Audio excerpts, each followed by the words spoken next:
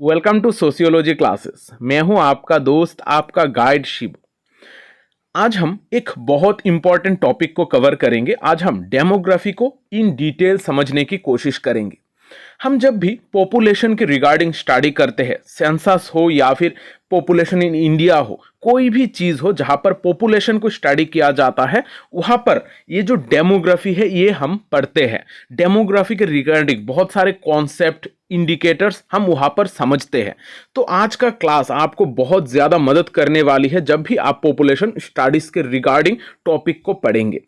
तो आज के क्लास में हम डेमोग्राफी क्या होता है ये समझेंगे। डेमोग्राफी के रिगार्डिंग दो इंपॉर्टेंट थ्योरीज को कवर करेंगे, माल्थुसियन थ्योरी ऑफ पॉपुलेशन और दूसरा है theory of demographic transition.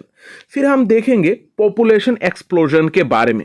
Population explosion किस तरीके से होता है, यहाँ पर इसका कॉजेस क्या है और इसका इम्पैक्ट क्या होता है, इसके ऊपर भी हम चर्चा करेंगे। और आज का डेमोग्राफी का क्लास का जो सबसे इंपॉर्टेंट चीज है वो है कॉन्सेप्ट्स एंड इंडिकेटर्स। इस चीज को थोड़ा अच्छी तरीके से समझने की जरूरत है।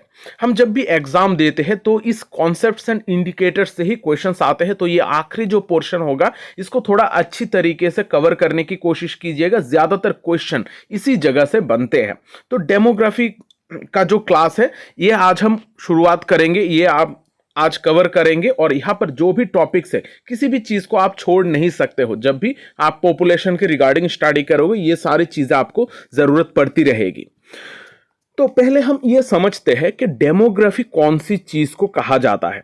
डेमोग्राफी जो वर्ड है ये ग्रीक ओरिजिन से, ग्रीक वर्ड से तैयार की गई है। दो Greek word, demos and Graafian. Demos का मतलब है पीपल, ग्राफियन का मतलब है डिस्क्राइब। यानी कि जब हम पीपल का डिस्क्रिप्शन करते हैं, डिस्क्राइब करते हैं लोगों को, तब इसको डेमोग्राफी कहा जाता है। अगर हम इसको और भी थोड़ा बेहतर तरीके से इसको डिफाइन करें तो हम कह सकते हैं demography is the systematic study of population.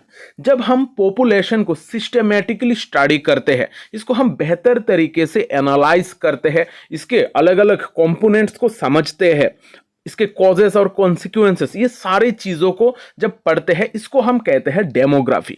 तो डेमोग्राफी एकदम छोटा कोई कॉन्सेप्ट नहीं है, ये बहुत एक ब्रॉड कॉन्सेप्ट है। और डेमोग्राफी में हमें बहुत सारे अलग अलग तरीके का पॉपुलेशन के रिगार्डिंग चीजों को पढ़ना पड़ता है। यहां पर डेमोग्राफिक स्टडीज जो है ये बहुत इंपॉर्टेंट होते हैं। यहां पर प्लानिंग और इंप्लीमेंटेशन के लिए हमें अगर स्टेट गवर्नमेंट या फिर वर्ल्ड के अलग अलग हिस्सों में चीजों को इंप्लीमेंट करना है, प्लान करना है, किसी भी चीज के ग्रोथ के रिगार्डिंग या फिर किसी भी जगह के डेवलपमेंट के रिगार्डिंग, तो हमें वहां के डेमोग्राफिक स्ट्रक्चर की जरूरत पड़ती है। जब हम डेमोग्राफी को पढ़ते हुए वहां से डाटा को कलेक्ट करते हैं उसको हम कहते हैं डेमोग्राफिक डाटा। तो किसी भी जगह के इकोनॉमिक डेवलपमेंट के लिए, वहां के लोगों के पब्लिक वेलफेयर के लिए अगर कोई पॉलिसीज फॉर्म करनी है तो हमारे लिए डेमोग्राफिक डाटा बहुत ज्यादा जरूरी होती है। उस जगह पर कौन से लोग रह रहे हैं, कितने लोग वहां पर बसते हैं, वहां का पॉपुलेशन का स्ट्रक्चर किस तरीके का है, ये सारी चीजें हमें पता होने की जरूरत है। तो डेमोग्राफी बहुत इंपॉर्टेंट है ये सारी चीजों के रिगार्डिंग। डेमोग्राफी बहुत सारे ट्रेंड्स एंड प्रोसेसेस के द्वारा एसोसिएटेड होता है। यानी कि हम पॉपुलेशन के बहुत सारे ट्रेंड्स एंड प्रोसेसेस को डेमोग्राफी में समझने की कोशिश करते हैं। जो पॉपुलेशन है वो किस तरीके से चेंज हो रहा है, यहाँ पर लोगों का बर्थ रेट किस तरीके का है, लोगों का डेथ किस तरीके से हो रहा है, कितने लोग यहाँ पर है पॉपुलेशन में है, माइग्रेशन यहाँ पर किस तरीके से हो रहा है, ये सारे चीजों को डेमोग्राफी में कवर किया जाता है। यानी कि डेमोग्राफी एक ब्रॉड, यहाँ पर बहुत ब्रॉडर एक स्कोप है डेमोग्राफी का, जहां पर हमें बहुत सारे स्ट्रक्चर और कंपोजिशन को समझना पड़ता है। तो यहाँ पर डेमोग्राफी जो है, डेमोग्राफी को बहुत जगहों पर अलग अलग तरीके से पढ़ा जाता है। जब आप इकोनॉमिक्स में पढ़ोगे डेमोग्राफी को तो आप डिफरेंट चीजें पढ़ोगे, और जब आप सोशियोलॉजी या फिर सोशल साइंसेस में पढ़ोगे तो अलग तरीके का डेमोग्राफी को पढ़ोगे। तो यहां पर हमें डेमोग्राफी का दो वेरिएंट्स को समझने होंगे। ये दो वेरिएंट्स हम किस जगह पर यूज करते हैं ये भी हमें थोड़ा ध्यान में रखना होगा। हमारा नॉर्मली डेमोग्राफी को हम दो पार्ट में डिवाइड कर सकते हैं। एक है हमारा फॉर्मल डेमोग्राफी, दूसरा है सोशल डेमोग्राफी। फॉर्मल डेमोग्राफी जब हम प्राइमरीली किसी भी चीज को मेजर करते हैं, एनालाइज करते हैं, वहां पर पॉपुलेशन के कंपोनेंट्स को मेजर करने की कोशिश करते हैं, यानी कि यहां पर क्वांटिटेटिव एनालिसिस के ऊपर हम फोकस करते हैं, न्यूमेरिकल डाटा के ऊपर फोकस करते हैं, तब इसको फॉर्मल डेमोग्राफी कहा जाता है। जैसे हम मैथमेटिक्स में जब इसको यूज करते हैं, या फिर जियोग्राफी, इकोनॉमिक्स, ये सारे जगहों पर जब हम इसको यूज करते हैं, वो होता है हमारा फॉर्मल डेमोग्राफी, जहां पर हम डायरेक्टली पॉपुलेशन का क्या क्या वेरिएशंस है उसको समझने की कोशिश करते हैं, उसको मेजर करते हैं। और दूसरी तरफ है social demography. Social demography normally sociology में पढ़ा जाता है, सोशल साइंसेस के और भी ब्रांचेस है जहां पर सोशल डेमोग्राफी को पढ़ा जाता है। अब सोशल डेमोग्राफी में क्या अलग है फॉर्मल डेमोग्राफी से? फॉर्मल डेमोग्राफी में हम मेनली फोकस करते हैं मेजरमेंट के ऊपर, वहां पर जो भी कंपोनेंट है पॉपुलेशन का उसको हम एनालाइज करने की कोशिश करते हैं। लेकिन सोशल डेमोग्राफी में हम और भी इन डेप्थ चीजों को समझते हैं। यहां पर जो भी पॉपुलेशन स्ट्रक्चर और चेंजेस हो रहे हैं, इसका क्या क्या कॉज है, इसका क्या कारण है, जो पॉपुलेशन स्ट्रक्चर बन रहा है वो किस वजह से है, उसका क्या कॉज है और उसका क्या कॉन्सिक्वेंसेस और इंपैक्ट है, इसको हम समझने की कोशिश करते हैं। तो सोशल डेमोग्राफी हमें एक बहुत और एक ब्रॉडर व्यू प्रोवाइड करता है, जहां पर हम छोटे छोटे जो चीजें हैं, कॉजेस एंड कॉन्सिक्वेंसेस जो होते हैं, वो सारे चीजों के ऊपर भी फोकस करते हैं। तो सोशियोलॉजी में बेसिकली सोशल डेमोग्राफी को पढ़ा जाता है। यहां पर सोशल प्रोसेसेस किस तरीके के पॉपुलेशन स्ट्रक्चर में अपना योगदान देती है, लोगों का थॉट प्रोसेस किस तरीके से काम करता है, लोगों का बिहेवियर पैटर्न, कल्चर किस तरीके से पॉपुलेशन में अपना योगदान देता है, ये सारे चीजों को कवर किया जाता है। तो फॉर्मल डेमोग्राफी और सोशल डेमोग्राफी दोनों अलग है। फॉर्मल डेमोग्राफी में डायरेक्टली मेजरमेंट के ऊपर ध्यान दिया जाता है, और सोशल डेमोग्राफी में सोसाइटी में क्या क्या उसके कॉजेस एंड कॉन्सिक्वेंसेस है, इसके ऊपर ज्यादातर फोकस किया जाता है।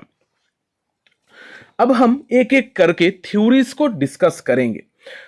जब हम डेमोग्राफी की बात करते हैं, डेमोग्राफी या फिर पॉपुलेशन स्टडीज की बात करते हैं, यहाँ पर बहुत सारे अलग अलग तरीके का थ्योरीज है। इन थ्योरीज में से हम दो इंपॉर्टेंट थ्योरीज को कवर करेंगे। मैंने आज का जो नोट्स है बेसिकली एनसीईआरटी के क्लास 12 के बुक से कवर किया है, क्योंकि ये जो सारे टॉपिक्स है ये एनसीईआरटी के बुक में ही बेहतर तरीके से दी गई है। तो ये जो सारे टॉपिक्स है वो आपको वहां पर भी मिल जाएंगे। तो यहां पर हम देखते हैं थ्योरीज क्या क्या है हमारे पॉपुलेशन स्टडीज के रिगार्डिंग। पहला है Malthusian theory of population. Malthusian theory of population बहुत ही एक इन्फ्लुएंशियल और बहुत ही इंपॉर्टेंट एक थ्योरी है, जो आज भी लोग जिसको फॉलो करते हैं। अब माल्थुसियन थ्योरी में पॉपुलेशन ग्रोथ और फूड प्रोडक्शन के बारे में बात की गई है कि किस तरीके से हमारे वर्ल्ड में पॉपुलेशन की ग्रोथ हो रही है और उसके साथ फूड प्रोडक्शन किस तरीके से रिलेटेड है, यहाँ पर किस तरीके का प्रॉब्लम्स आ सकती है, ये सारे चीज़ों के ऊपर यहाँ पर बात की गई है। और यहाँ पर हमें ये भी दिया गया है कि किस तरीके से हम ये जो प्रॉब्लम है जो पॉपुलेशन के रिगार्डिंग होती है, जो पॉपुलेशन के वजह से फूड का जो सप्लाई है वो किस तरीके से इंपैक्ट होती है, ये किस तरीके से हम सही कर सकते हैं, उसके ऊपर भी ध्यान दिया गया है। तो यहाँ पर जो माल्थुसियन थ्योरी है वहां पर पॉपुलेशन ग्रोथ को कहा गया है कि जो पॉपुलेशन है हमारा वर्ल्ड का वो जियोमेट्रिकल प्रोग्रेशन के द्वारा आगे बढ़ती है, यानी कि जो बढ़ता है वो जियोमेट्रिकल प्रोग्रेशन के द्वारा। यानी कि यहाँ पर कहा गया है माल्थुसियन थ्योरी में कि हर बार जब भी मेजर किया जाता है तो ये पॉपुलेशन जो है वो डबल होती जाती है। आप देख सकते हो यहाँ पर एग्जांपल में 2 to the power 1, 2 to the power 2, 2 to the power 3, इस तरीके से हमारा जो पॉपुलेशन है, पॉपुलेशन की ग्रोथ होती है। यानी कि आप देखोगे हर साल ये जो पॉपुलेशन है वो डबल होती जा रही है। लेकिन जो फूड प्रोडक्शन हमारा बढ़ती है एरिथमेटिक प्रोग्रेशन के द्वारा, यानी कि फूड प्रोडक्शन हमारा +2 करके इस तरीके से आगे बढ़ता है। यानी कि फूड प्रोडक्शन बहुत ही स्लो पेस में आगे बढ़ती है पॉपुलेशन ग्रोथ के मुकाबले। जहां पर पॉपुलेशन ग्रोथ हर साल डबल होती जाती है। तो इसका रिजल्ट क्या है? पॉपुलेशन ग्रोथ और फूड प्रोडक्शन अगर इस तरीके से ज्योमेट्रिकल और एरिथमेटिक प्रोग्रेशन में चलेंगे तो इसका रिजल्ट क्या होगा? तो इससे हमें यह रिजल्ट मिलेगा कि ये जो पॉपुलेशन और फूड सप्लाई है इसके बीच में डिसइक्विलिब्रियम बन जाएगा, यानी कि यहां पर खाने वाले बहुत ज्यादा होंगे लेकिन फूड का सप्लाई हमारे पास नहीं होगा। तो फूड हमारे पास एसेंशियल सफिशिएंट फूड नहीं होगा जिसके द्वारा हम हर किसी को यहां पर खाना दे सके। तो इसको करेक्ट करने का भी तरीका के बारे में माल्थुसियन थ्योरी में बताया गया है। अब यहां पर जो फोकस किया गया है वो बेसिकली पॉपुलेशन कंट्रोल पे की गई है कि किस तरीके से हम पॉपुलेशन को कंट्रोल कर सकते हैं। पॉपुलेशन कंट्रोल के जरिए ये जो प्रॉब्लम्स है पॉपुलेशन और फूड सप्लाई के बीच में, इसको हम कम कर सकते हैं। यहां पर दो तरीके का करेक्शन की बात की गई है। एक होता है पॉजिटिव चेक्स या फिर जिसको नेचुरल चेक कहा जाता है, और दूसरी तरफ है प्रिवेंटिव मेजर्स। पॉजिटिव चेक या फिर नेचुरल चेक हमारे वर्ल्ड में जो वर्ल्ड का जो नेचर है वो हमें डायरेक्टली कंट्रोल करता है। यहां पर ह्यूमन ये सारी चीजों को कंट्रोल नहीं करता है, जैसे कि अर्थक्वेक, एपिडेमिक, वार, फेमाइंस, फ्लड, ये सारे जो चीजें हैं वो नेचर के द्वारा क्रिएटेड है। तो नेचर लोगों पॉपुलेशन को कंट्रोल करने के लिए ये सारे चीजों के द्वारा पॉपुलेशन को कम करती है और पॉपुलेशन को कंट्रोल करने की कोशिश करती है। और दूसरी तरफ है प्रिवेंटिव मेजर, जहां पर हम हमारे सोसाइटी में कुछ ऐसे बदलाव लाते हैं, जो कुछ ऐसे चेंजेस लाते हैं जिसके द्वारा जो हमारा पॉपुलेशन है उसको हम कंट्रोल कर सकते हैं। जैसे अगर लेट मैरिज होगी, सेल्फ रिस्ट्रेन हम कर सके, फैमिली प्लानिंग अगर कर सके, तो ये सारे मेजर्स के द्वारा हम प्रिवेंट कर सकते हैं पॉपुलेशन ग्रोथ को। तो ये दोनों तरीके से ही हम पॉपुलेशन का कंट्रोल कर सकते हैं, और अगर हम पॉपुलेशन को कंट्रोल कर पाए तभी हमारे पॉपुलेशन और फूड सप्लाई के बीच में जो डिसइक्विलिब्रियम है उसको हम कम कर पाएंगे। तो यहां पर मैंने चीजों को और भी थोड़ा डिटेल में यहां पर देने की कोशिश की है। यहां पर जो माल्थुसियन थ्योरी है, माल्थुसियन थ्योरी को दिया है थॉमस रॉबर्ट माल्थुस ने। उनका जो थ्योरी है ये बेसिकली पॉपुलेशन और फूड सप्लाई के ऊपर बेस्ड है, जहां पर जो हमारा पॉपुलेशन का ग्रोथ है वो ज्योमेट्रिकल प्रोग्रेशन में होता है और जो हमारा फूड सप्लाई है वो एरिथमेटिक प्रोग्रेशन में चलता है। तो इसके वजह से हमारा जो फूड सप्लाई है बेसिकली उतना तेजी से आगे नहीं बढ़ता है जितना तेजी से हमारा पॉपुलेशन बढ़ता है, यानी कि पॉपुलेशन बहुत तेजी से आगे बढ़ती है। आप यहां पर एक ग्राफ देख सकते हो, ग्राफ में दी गई है कि किस तरीके से हमारा चेंजेस आती है। ये जो रेड लाइन है हमारा पॉपुलेशन, और जो हमारा ग्रीन लाइन है वो है हमारे रिसोर्सेस यानी कि हमारा फूड सप्लाई। तो फूड सप्लाई एक सीधा लाइन में आगे बढ़ती रहती है क्योंकि ये हमारा एरिथमेटिक प्रोग्रेशन के द्वारा आगे बढ़ती है। लेकिन जो हमारा पॉपुलेशन ग्रोथ है वो एक कर्व्ड आप एक देख सकते हो, जिसके वजह से पहले तो ये जो पॉपुलेशन है वो एक समय नीचे रहेगी लेकिन ऊपर भी जा सकती है क्योंकि पॉपुलेशन ग्रोथ हर साल डबल होती जाती है। तो इस वजह से यहां पर एक पॉइंट ऑफ क्राइसिस देखी जा सकती है जहां पर फूड सप्लाई और पॉपुलेशन ग्रोथ तो दोनों मैच हो जाएंगे और बाद में जाकर बहुत फर्क हो जाएगा अगर हम यहां पर चेक्स के द्वारा इसको कंट्रोल ना कर पाए। तो पॉपुलेशन कंट्रोल के लिए माल्थुस ने बताया है कि दो तरीके का सिचुएशन है जिसके द्वारा हम फूड सप्लाई और पॉपुलेशन के बीच में जो डिसइक्विलिब्रियम है इसको हम खत्म कर पाते हैं। पॉजिटिव चेक्स है और प्रिवेंटिव चेक्स है। पॉजिटिव या फिर जिसको नेचुरल चेक कहा जाता है, यहां पर नेचर ही सारे चीजों को कंट्रोल करती है। यहां पर बेसिकली पॉपुलेशन को किस तरीके से कंट्रोल किया जाता है इसके ऊपर ध्यान दिया गया है।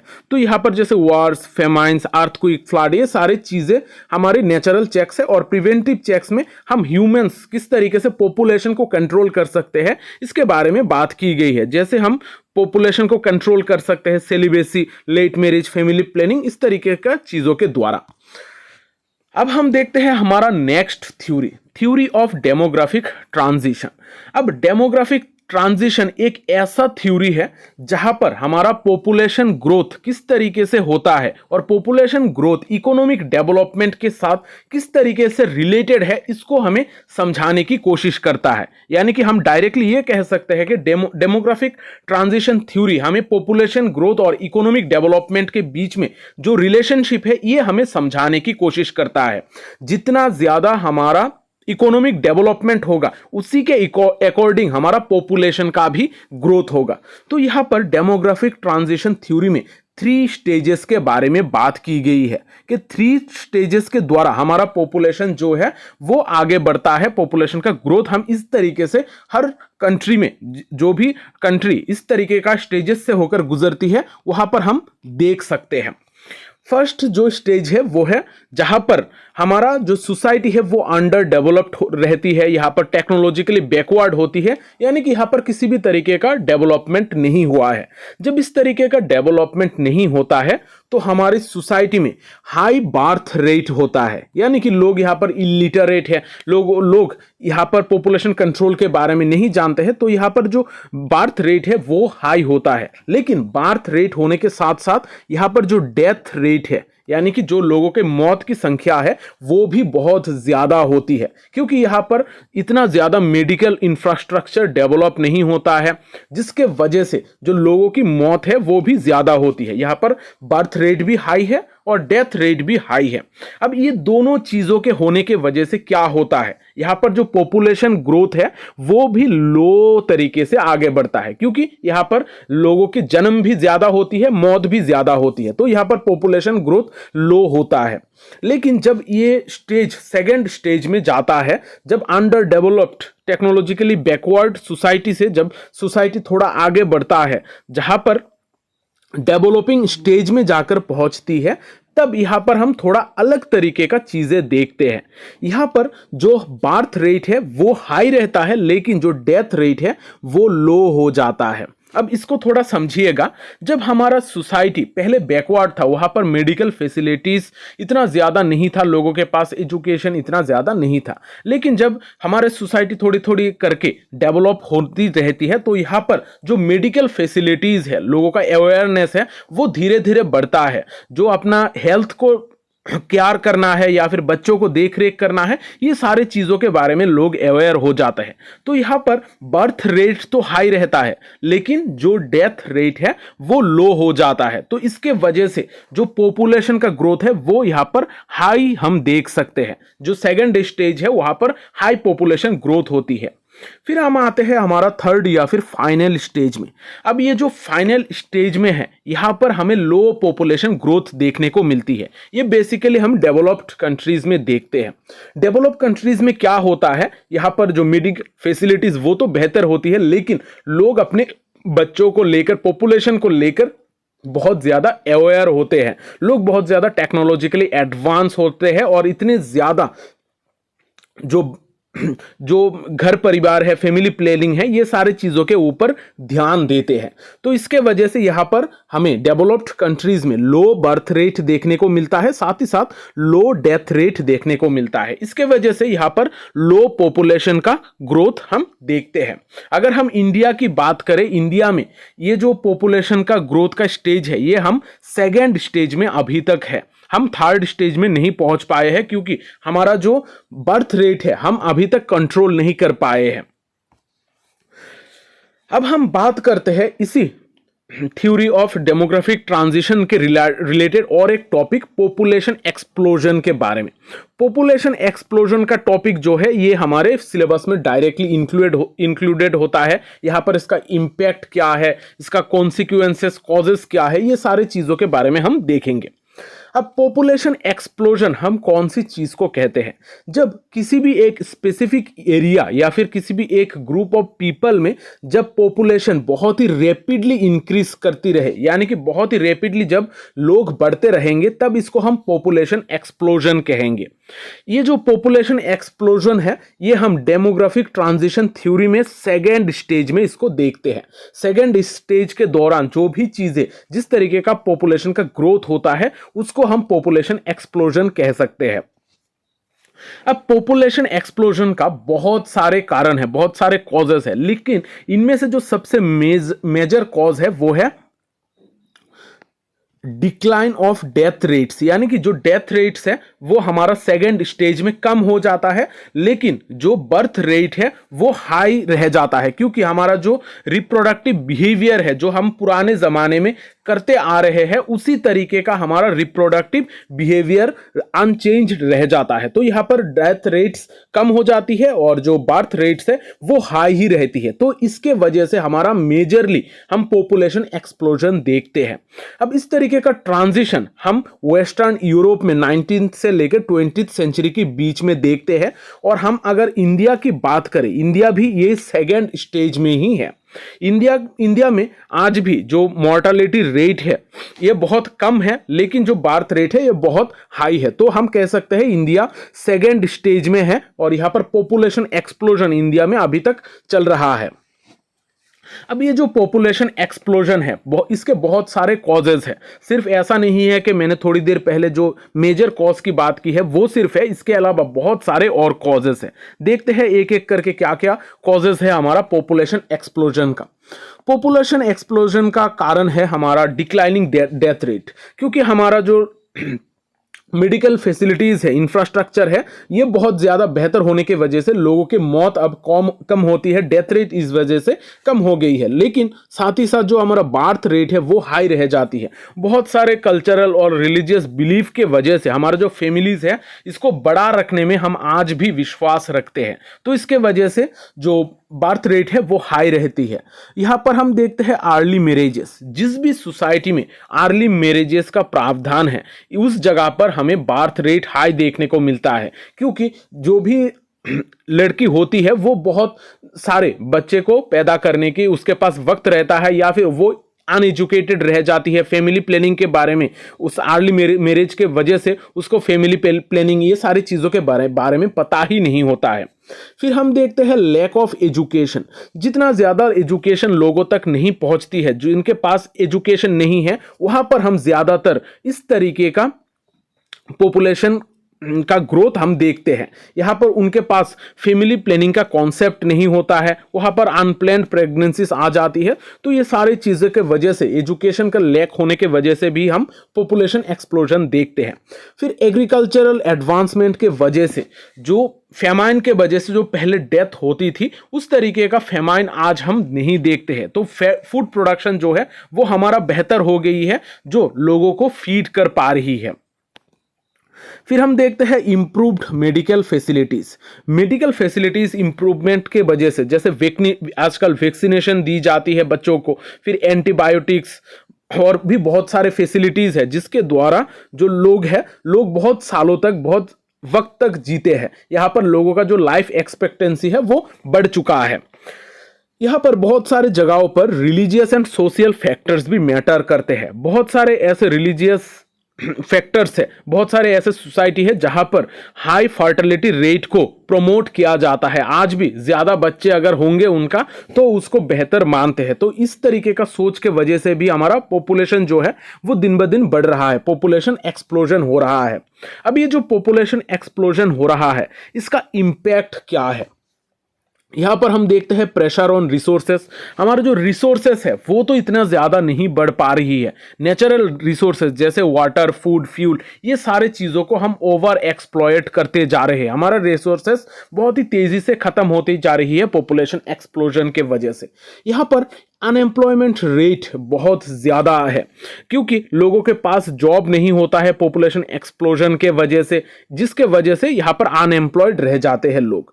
यहाँ पर गरीबी यानी कि पॉवर्टी भी बढ़ती है, क्योंकि यहाँ पर लोगों के पास इकोनॉमिक अपॉर्चुनिटीज लिमिटेड होती है। लोग जो पुअर लिविंग कंडीशन में रहते हैं उनके पास लोअर इनकम होता है, तो पॉवर्टी भी बढ़ती है। यहाँ पर एनवायरमेंटल डिग्रेडेशन होता है, deforestation, pollution, loss of biodiversity, ये सारी चीजें हम देखते हैं। फिर अर्बन एरियाज में ओवर क्राउडिंग देखी जाती है। यहाँ पर पॉपुलेशन एक्सप्लोजन होने के वजह से जो रूरल एरियाज है वहाँ पर इतने ज़्यादा फैसिलिटीज़ नहीं होती है, तो इसके वजह से लोग शहर में जाकर बसते हैं और वहाँ पर ओवर क्राउडिंग हो जाती है। उस जगह पर भी हम देखते हैं हाउसिंग इनएडिक्वेट हो जाती है, ट्रैफिक सिस्टम, स्लम्स एरियाज, ये सारी चीज़ें डेवलप होती है। यहाँ पर पुअर हेल्थ फैसिलिटीज़ भी लोगों को मिलती है इस पॉपुलेशन एक्सप्लोजन के वजह से, क्योंकि यहाँ पर जो लोग हैं, लोगों के हिसाब से हेल्थ केयर सिस्टम इतना ज़्यादा बेहतर नहीं हो पाती है, तो मेडिकल सर्विसेज इतना ज़्यादा अवेलेबल नहीं होती है, तो इसके वजह से हम पॉपुलेशन एक्सप्लोजन के वजह से पुअर हेल्थ फैसिलिटीज भी लोगों को मिल रही है। यहाँ पर सबसे इंपॉर्टेंट जो है वो है फूड शॉर्टेज। यहाँ पर डिमांड के मुकाबले फूड इतना ज़्यादा नहीं बढ़ पा रही है। हमने थोड़ी देर पहले माल्थुसियन थ्योरी में देखा है कि किस तरीके से पॉपुलेशन और फूड सप्लाई रिलेटेड है, तो यहाँ पर हमें फूड शॉर्टेज देखने को मिलती है, जिसके वजह से लोग जो है, खास करके जो गरीब लोग हैं, उनको उनका बहुत सारे प्रॉब्लमेटिक सिचुएशन में उनको पढ़ना पड़ता है, उनका जो न्यूट्रिशन है उतना बेहतर नहीं हो सका है। तो यहाँ पर पॉपुलेशन एक्सप्लोजन का बहुत सारे इम्पैक्ट्स हम देख चुके हैं। अब हम देखते हैं हमारा जो सबसे इंपॉर्टेंट कॉन्सेप्ट, वो है common concept and indicators of demography. अब डेमोग्राफी को जब हम पढ़ते हैं तो हमें बहुत सारे इंडिकेटर्स को समझना होता है। ये सारे इंडिकेटर्स हमें कौन सी चीज़ को समझा रहे हैं, कौन सी चीज़ के बारे में हमें बात कर रहे हैं, ये सारी चीज़ें हमें पता होने की ज़रूरत है, क्योंकि ये इंडिकेटर्स को अगर हम नहीं समझ पाए तो सेंसस के रिगार्डिंग जो हमारे पास डाटा होगी या फिर पॉपुलेशन के रिगार्डिंग जो भी डाटा होगी, इनको हम समझ नहीं पाएंगे। तो यहाँ पर जो भी चीज़ें मैंने दी है उसको थोड़ा केयरफुली समझिएगा, इसको याद रखने की कोशिश कीजिएगा। यहाँ पर जरूरत पड़ी तो किसी एक जगह पर लिखकर ये सारी चीजों को आप लोग रिवाइज करते रहिएगा, क्योंकि यहाँ से एग्जाम में क्वेश्चन आते ही है। खास करके एमसीक्यू बेस्ड एग्जाम में ये जो पोर्शन है, यहाँ से आपको एक क्वेश्चन मिलेंगे ही मिलेगा। पहला जो कॉन्सेप्ट है वो है birth rate. Birth rate, death rate के बारे में अभी तक हमने बहुत सारी बातें की है। तो बर्थ रेट एक्चुअल में क्या होता है? जब हम total number of life birth के हिसाब से, 1000 पॉपुलेशन के हिसाब से जब लाइफ बर्थ देखेंगे तब उसको बर्थ रेट कहा जाता है। यानी कि 1000 लोगों में कितने सारे बच्चे पैदा हुए हैं, कितने सारे बर्थ हुए हैं, उसको जब हम कैलकुलेट करेंगे उसको बर्थ रेट कहा जाएगा। आप लोग देखोगे कि बुक में लिखा होता है कि birth rate 32, birth rate 70, birth rate 100, इस तरीके का चीजें लिखी होती है। तो आप लोग ज्यादातर यही गलती करते हो कि आप लोग 100 के कंपैरिजन में चीजों को लेते हो। तो यहां पर ध्यान दीजिएगा, ज्यादातर जो चीजें हैं जब हम पॉपुलेशन को कैलकुलेट करते हैं वहां पर ज्यादातर 1000 पॉपुलेशन के रिगार्डिंग हम चीजों को लेते हैं। यानी कि 1000 पॉपुलेशन के हिसाब से वहां पर चीजों को एनालाइज किया जाता है। तो बर्थ रेट में हम देखते हैं कि 1000 पॉपुलेशन में कितने लाइव बर्थ है, कितने नए बच्चे जन्म लिए चुके हैं, इसको बर्थ रेट कहा जाता है। और डेथ रेट भी सेम ही है, जहां पर 1000 लोगों में कितने लोगों की मौत हुई है, तो इसको हम डेथ रेट कहते हैं या फिर मोर्टेलिटी रेट कहते हैं। फिर जो कॉन्सेप्ट है वो है रेट ऑफ नेचुरल इंक्रीज या फिर growth rate of population. Growth rate of population, जब बर्थ रेट और डेथ रेट के बीच में जो डिफरेंस है, इसको हम कहते हैं ग्रोथ रेट ऑफ पॉपुलेशन। यानी कि पॉपुलेशन हमारा किस तरीके से ग्रो हो रहा है, एक पर्टिकुलर एरिया में कितने लोगों का जन्म हुआ है और कितना लोगों की मौत हुई है, इसके बीच में जो डिफरेंस है इसको हम कहते हैं ग्रोथ रेट ऑफ पॉपुलेशन। अब ये जो ग्रोथ रेट ऑफ पॉपुलेशन है, इसके साथ बहुत सारे और भी कॉन्सेप्ट रिलेटेड है, जैसे कि हमारा रिप्लेसमेंट लेवल। रिप्लेसमेंट लेवल में जो बर्थ और डेथ रेट है, जब 0 हो जाता है, इन दोनों के बीच में डिफरेंस या फिर बहुत कम रह जाता है, तब हम कह सकते हैं जो हमारा पॉपुलेशन है ये एक स्टेबिलाइज्ड जगह पर आ चुका है। और इसी लेवल को, इस स्टेबिलाइज्ड लेवल को ही रिप्लेसमेंट लेवल कहा जाता है। यानी कि यहां पर बर्थ रेट और डेथ रेट के बीच में जो डिफरेंस है वो 0 हो चुका है। अब यहां पर दो और कॉन्सेप्ट है, एक है हमारा जीरो लेवल को रिप्लेसमेंट लेवल कहा जाता है, एक है पॉजिटिव लेवल, दूसरा है नेगेटिव लेवल। पॉजिटिव लेवल जब हमारा बर्थ रेट डेथ रेट से ज्यादा होता है तब हम इसको नॉर्मली पॉपुलेशन एक्सप्लोजन भी कह सकते हैं या फिर पॉजिटिव लेवल कह सकते हैं। लेकिन जब हमारा डेथ रेट ज्यादा हो जाए बर्थ रेट के मुकाबले, तब इसको हम नेगेटिव लेवल भी कहते हैं। बहुत सारे बड़े बड़े कंट्रीज में आजकल हमें ये नेगेटिव लेवल भी देखने को मिल रहा है। खास करके जितना मुझे पता है कि जापान जो जगह है वहां पर लोगों का डेथ रेट ज्यादा है बर्थ रेट के मुकाबले। वहां पर डायपर्स से जो हमारा ओल्ड एज के जो लोगों का जो डायपर्स है वो ज्यादा मिलते हैं, यानी कि बच्चों के डायपर से बुजुर्गों का डायपर ज्यादा बिकते हैं। तो वहां पर हमें नेगेटिव लेवल का जो पॉपुलेशन ग्रोथ है वो हमें देखने को मिलता है, वहां पर डेथ रेट ज्यादा है। इसके अलावा भी बहुत सारे कंट्रीज है जहां पर हमें ये सारी चीजें देखने को मिल रही है। तो ये जो ग्रोथ रेट ऑफ पॉपुलेशन है इसको थोड़ा आप ध्यान में रखिएगा। फिर हम देखते हैं फर्टिलिटी रेट। फर्टिलिटी रेट यानी कि हमारा लाइव बर्थ की हम बात करते हैं। यहां पर 1000 वोमेन यानी कि 1000 वोमेन में कितने सारे बच्चों को जन्म दिया है। अब ये जो 1000 वोमेन है वो 15 से 49 एज ग्रुप के बीच में जब होंगी तब उसको हम चाइल्ड बियरिंग एज ग्रुप कहते हैं।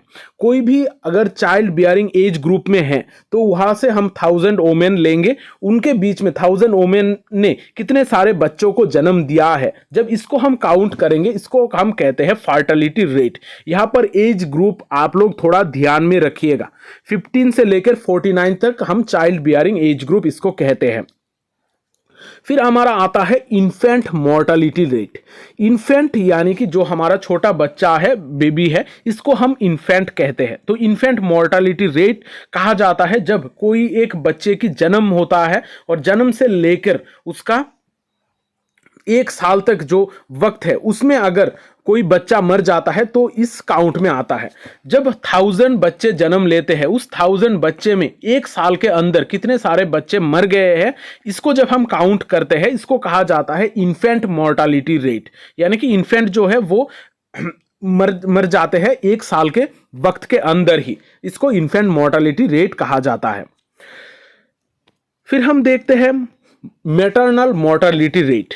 जब भी कोई वोमेन महिला जब बच्चा जन्म देता है तो उस 1000 बच्चों के अकॉर्डिंग उनका जो माँ है, 1000 बच्चों का माँ है, इनमें से कितने सारे माँओं की जान जा चुकी है, यानी कि उनका मैटरनल डेथ हो चुका है। इसको जब हम काउंट करते हैं इसको कहा जाता है मैटरनल मोर्टेलिटी रेट। यानी कि यहाँ पर बच्चे को जन्म देते वक्त कोई अगर गुजर जाता है उसको हम उस कैटेगरी में रखेंगे तो वो हो जाएगा मैटरनल मोर्टेलिटी रेट। ये भी 1000 के हिसाब से ही काउंट किया जाता है।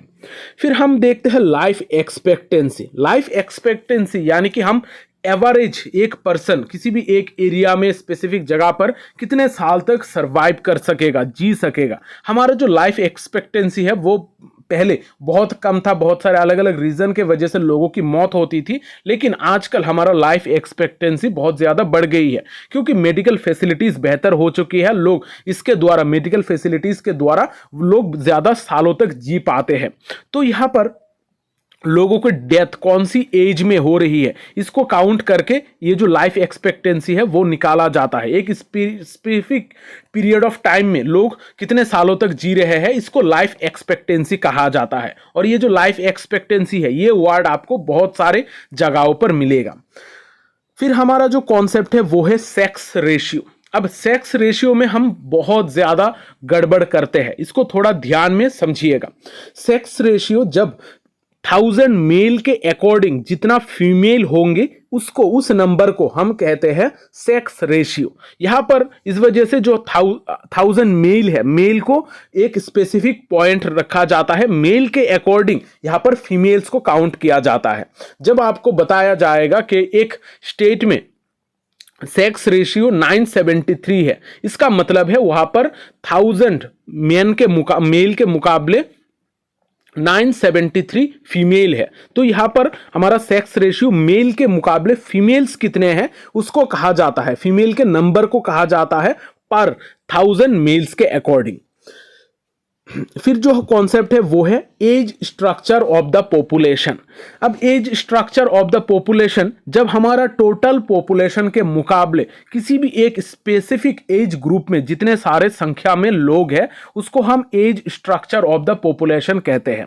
जैसे हम अगर बात करें कि कोई एक बच्चा है, अगर हम 1 से लेकर 15 तक कोई भी एक किसी को अगर हम चिल्ड्रन कंसिडर करते हैं, तब उस एज ग्रुप को जब हम टोटल पॉपुलेशन से कंपेयर करेंगे तब उसको कहा जाएगा age structure of the population. यहां पर अलग अलग तरीके का स्ट्रक्चर के द्वारा हम इसको मेजर कर सकते हैं। अब इसी के अकॉर्डिंग और एक इंपॉर्टेंट कॉन्सेप्ट है, वो है डिपेंडेंसी रेशियो। अब हम डिपेंडेंट किसको कहते हैं? कोई भी एक एज ग्रुप में जो बच्चे हैं यानी कि चिल्ड्रन है जिनका एज 15 से नीचे है और जिनका एज 65 से ऊपर है, जो काम करने के लिए इतना ज्यादा सक्षम नहीं होते हैं, जिनको हम एल्डरली पीपल भी कहते हैं। ये जो एज ग्रुप है ये हमारा डिपेंडेंट पॉपुलेशन होता है। ये बेसिकली दूसरों के ऊपर डिपेंड करते हैं। जो बच्चे हैं वो भी खुद से कमा कर नहीं खा सकते हैं और जो बुजुर्ग लोग होते हैं वो भी खुद से कमा नहीं सकते हैं। तो ये जो पॉपुलेशन है, इस पॉपुलेशन को हम डिपेंडेंट पॉपुलेशन कहते हैं। अब डिपेंडेंसी रेशियो किसको कहा जाता है? डिपेंडेंट पॉपुलेशन और जो वर्किंग एज ग्रुप है इनके बीच में जो रेशियो जब हम निकालेंगे, जब इसको हम कंपेयर करेंगे, तब इसको डिपेंडेंसी रेशियो कहा जाता है। तो ये जो चीज है ये भी हमारे लिए बहुत इंपॉर्टेंट है, क्योंकि डिपेंडेंसी रेशियो के द्वारा ही हम समझ सकते हैं कि हमारा वर्किंग एज पॉपुलेशन कितना है, हमारा कंट्री में कितना ज्यादा प्रॉस्पेरिटी हो सकती है, कितना ज्यादा लोग आगे बढ़ सकता है। जैसे अगर हम इंडिया की बात करें, ये जो डिपेंडेंसी रेशियो है इतना ज्यादा नहीं है, क्योंकि यहां पर वर्किंग एज ग्रुप के लोग बहुत ज्यादा है। लेकिन हम अगर जापान की बात करें तो वहां पर डिपेंडेंसी रेशियो बहुत ज्यादा हो रही है। तो इसके वजह से वहां पर जो वर्किंग एज ग्रुप के लोग हैं वो भी धीरे धीरे कम होते जा रहे हैं। तो यहाँ पर हमने बहुत सारे कॉन्सेप्ट को समझा है। अगर ये सारे कॉन्सेप्ट में आपको कोई दिक्कत आ रही है, वापस से इसको पढ़िएगा, ये सारी चीज़ों को नोट डाउन कर लीजिएगा, क्योंकि ये जो पॉइंट्स है, ये जो 11 पॉइंट्स मैंने यहाँ पर दी है, ये बहुत इंपॉर्टेंट है। इसको ज़रा भी लाइटली मत लीजिएगा। अगर आपको फिर भी समझने में दिक्कत है तो गूगल कर लीजिएगा, वहाँ पर बहुत सारे एग्जाम्पल के द्वारा आपको चीज़ें समझाई गई है। तो आज का ये जो सेशन है, हमारा डेमोग्राफी का सेशन है, मैं यहाँ पर ही खत्म करता हूँ। आशा करता हूँ मैंने जो सारी चीज़ें समझाई है, सारी चीज़ें आपके लिए हेल्पफुल लगी है। अगर मेरे क्लासेस आपको हेल्प कर रही है तो आप कमेंट करके ज़रूर बताइएगा, क्योंकि आपके कमेंट के द्वारा ही मुझे मोटिवेशन मिलता है नेक्स्ट क्लासेस करने के लिए। तो आज का सेशन यहाँ पर ही खत्म करता हूँ। ये जो वीडियो है इसको लाइक और शेयर ज़रूर कर दीजिएगा, क्योंकि शेयरिंग इज़ केयरिंग। मिलते हैं अगली सेशन में, तब तक अच्छे रहिए, स्वस्थ रहिए और लोगों में प्यार बांटते रहिए।